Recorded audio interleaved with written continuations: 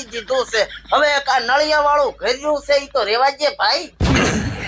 પણ અલ્યા કાર્યકર્તાઓને ખુશ તો કરવા પડે ને ભોડુ હવે ચિયા કાર્યકર્તાની વાત કરે છે ઈ દાડે પેથાને મેં કીધું તું હેડ મારા ભેગો પ્રચારમાં તો મને કહેશે હવે પીપળામાં શું પ્રચાર કરવા હતા હવે મારે નિશાન જ પીપળું આવ્યું છે તો શું કેરબાનો મારે પ્રચાર કરવો હવે ઈ તો બિચારો રીહમાં બોલી ગયો હશે આ તો વરે હું થોડો કઈ રાજી થઈને બોલું છું રીહમાં જ બોલું છું 5 વર્ષ મણહોના કોમ થાશે પણ એની પહેલા મારા ક્ષેત્રને શેમડા છૂટા થાશે કહું છું આને નહીં પોકાય અલ્યા તું મને એક વાત કે તું ચાહે પ્રચાર કરવા તો જો નથી તો તું જીત્યો કઈ રીતે